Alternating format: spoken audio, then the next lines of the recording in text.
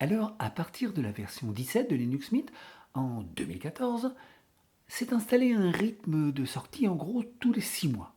On part donc d'une version dite majeure, pour nous par exemple la 22, puis avant de passer à une autre version majeure, on va dire la future 23, plusieurs versions dites mineures vont s'échelonner entre.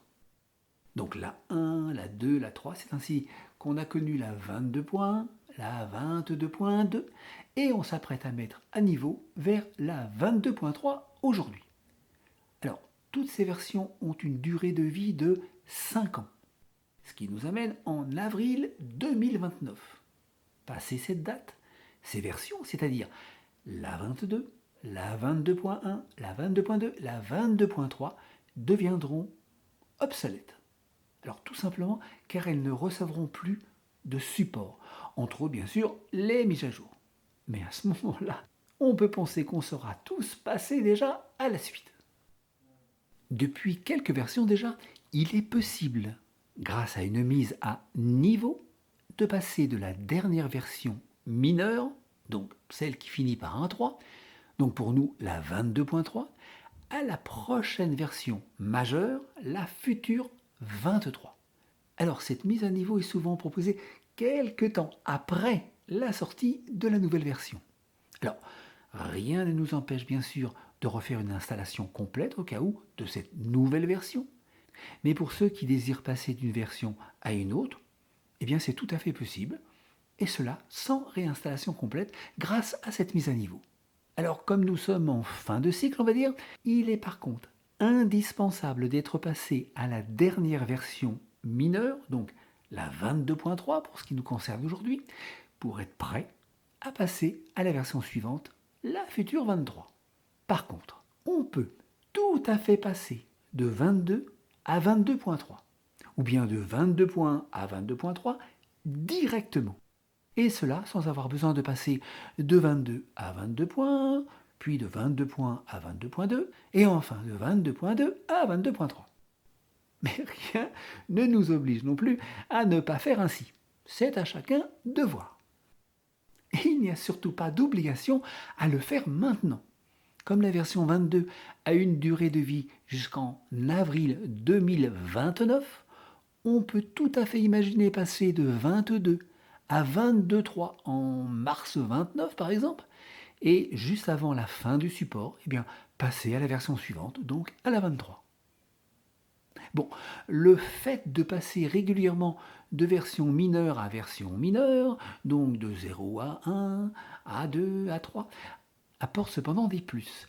Déjà, quelques améliorations et nouveautés plus ou moins discrètes, mais aussi des rectifications de bugs, ce qui peut parfois régler un problème d'imprimante ou de scanner par exemple. Alors cette longue introduction simplement pour informer de ce qui est possible. Passons maintenant à la pratique. Alors là, on a un ordinateur portable de marque Acer, un Aspire ES1 711, qui est en version 22.2. Et là, on a une tour et également de marque Acer, un Aspire XC 703, qui lui est en version 22.1. Mais il aurait pu être également en version 22. Le passage en 22.3 aurait été tout aussi possible et cela directement. Alors pour réaliser une mise à niveau, il faut suivre toujours le même chemin. De mon côté, j'ai l'habitude de fermer tous les logiciels ouverts.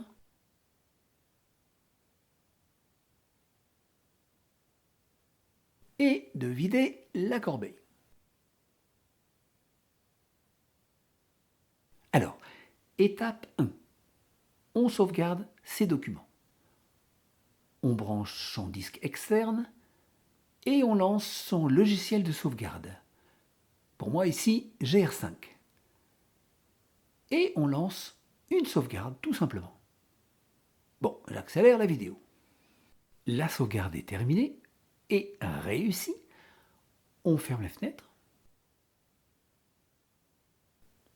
et on éjecte son disque externe. Étape 2. On fait une sauvegarde de son système. On ouvre donc TimeShift, on tape son mot de passe, Alors on peut voir là qu'il y a encore la sauvegarde de la version précédente. On peut, au cas où, la supprimer.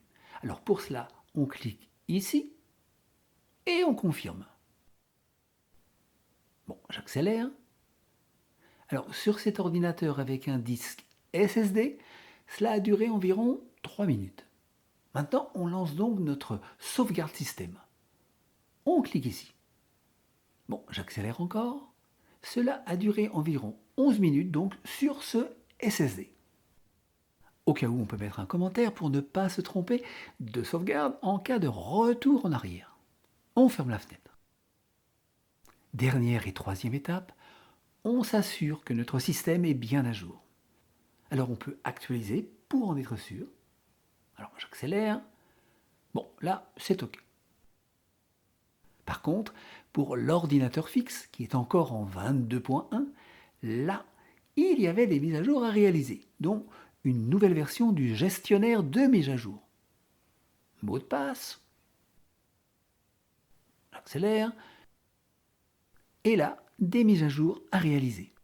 Cet ordinateur fixe me sert surtout à confirmer certaines installations. Alors je m'en sers bien moins que l'autre. D'où le nombre important de mises à jour, et donc de l'importance de les réaliser. J'accélère, c'est fini. Mais là, je suis tombé sur quelques mises à jour qui demandent un redémarrage. Je redémarre donc l'ordinateur. Et je ne commence surtout pas la mise à niveau sans avoir fait ce redémarrage. Je retourne sur les mises à jour et j'actualise. Et là, au contraire des autres fois, j'ai encore des mises à jour. Je les lance. Mot de passe. J'accélère. Cette fois, le système est enfin bien à jour. Alors, nous avons donc fait une sauvegarde des documents de notre ordinateur. En cas de problème, ils sont bien en copie sur notre disque externe de sauvegarde. Ensuite, nous avons fait une sauvegarde du système. Comme cela, en cas de problème, toujours possible mais extrêmement rare, on aura la possibilité de revenir en arrière et donc d'effacer ce qui s'est mal réalisé. Et finalement, on a rendu notre système complètement à jour, donc prêt à recevoir une mise à niveau. On clique donc sur cette icône qui est sur le panneau. Cette fenêtre s'ouvre. Alors à partir de maintenant, qu'on soit en 22, 22.1 ou 22.2, tout le déroulement de la mise à niveau va se réaliser dans les mêmes fenêtres. Petite précision, si on a un portable, on le branche sur le secteur. En cas de coupure de courant, la batterie pourra toujours prendre le relais. Donc, faire en sorte que celle-ci soit bien chargée. Et pour le fixe, si vous avez la chance d'avoir un onduleur, on va dire que c'est un plus, mais ce n'est quand même pas l'outil le plus répandu, surtout pour un particulier. En cas de coupure, là on sera bien content d'avoir fait son time shift, un enregistrement de son système, ce qui nous permettra de revenir en arrière et de retrouver son système d'avant la panne. Et il faudra simplement relancer l'opération de mise à niveau. Donc on clique sur le bandeau vert de la mise à niveau, puis sur Suivant. Alors pour en savoir plus sur cette nouvelle version, je vous conseille de regarder la vidéo d'Adrien. Le lien est dans la description. On clique sur Suivant et encore sur Suivant. Là, on doit cocher ici pour pouvoir continuer. On clique sur Appliquer, on tape son mot de passe. Alors à partir de maintenant, on ne touche à rien jusqu'à la fin. J'accélère. Alors, pour le portable avec son disque SSD, cela a mis environ 8 minutes. Pour la tour, avec son disque à plateau, cela a mis environ 11 minutes. Les deux étant branchés en filaire sur la fibre. On ferme donc la fenêtre. Et comme on nous l'a demandé, on redémarre l'ordinateur. Et nous voilà donc en version 22.3. Et dès qu'on va vers le menu, waouh, on fait dire qu'il y a un petit changement. Alors on aime ou pas? Premièrement, on peut entièrement le configurer et l'adapter à notre goût. Ou deux, bien, remettre tout simplement l'ancienne version. et l'un et l'autre sont possibles. Ce sera d'ailleurs le contenu de la prochaine vidéo. Et on pourra voir ce qui est possible dans la configuration et comment remettre l'ancien menu, le garder, voire utiliser les deux, changer entre l'un et l'autre, réinstaller ou l'un ou l'autre. Bref, on verra tout cela en détail. Par exemple ici, le même menu mais avec une petite configuration, une autre configuration, et là, l'ancien menu. Bon, on vérifie qu'on est bien en 22.3 en ouvrant l'écran d'accueil. C'est bien le cas. Maintenant, comme à chaque mise à niveau, on va vérifier certaines choses. On clique donc sur « C'est parti » ou bien sur « Premier pas ». On vérifie d'abord le pare-feu, mot de passe. Là, on peut voir que celui-ci est bien coché. Au cas où, si on a des règles, on peut les vérifier. On passe maintenant au gestionnaire de mise à jour. On peut avoir une mise à jour à réaliser, comme ici, mais avant, on clique sur le oui dans le bandeau bleu bien en évidence. Notre mot de passe.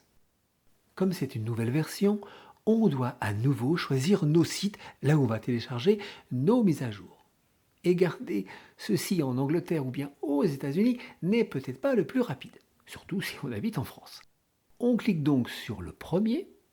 On choisit le plus rapide par rapport à sa propre position géographique et on clique sur « Appliquer ». On fait la même chose avec la deuxième ligne, l'un des plus rapides, et « Appliquer ». On clique sur le panneau vert et on attend. Lorsque l'opération est terminée, on ferme la fenêtre. On peut maintenant lancer les mises à jour. Mot de passe. Bon, j'accélère. Quand c'est terminé, on ferme la fenêtre. Alors, on peut faire une vérification du gestionnaire de pilote, au cas où, et vérifier son time shift. Il est bien comme on l'a laissé tout à l'heure. Alors, au cas où, si on a eu un problème, on sélectionne notre dernière sauvegarde et on peut tout simplement restaurer. Alors, pour avoir plus de précision pour ce qu'il faut faire exactement, voir la vidéo numéro 60. Alors, on peut également vérifier le passage en 22.3 en allant dans les paramètres système. Clic droit en bas sur le panneau, puis sur les renseignements sur le système. Là aussi, on a de la nouveauté. On peut voir qu'on est bien en 22.3, mais pas que. On peut avoir maintenant des informations, on va dire, plus centralisées. Par exemple, sur nos ports USB, notre processeur graphique, les PCI, le BIOS.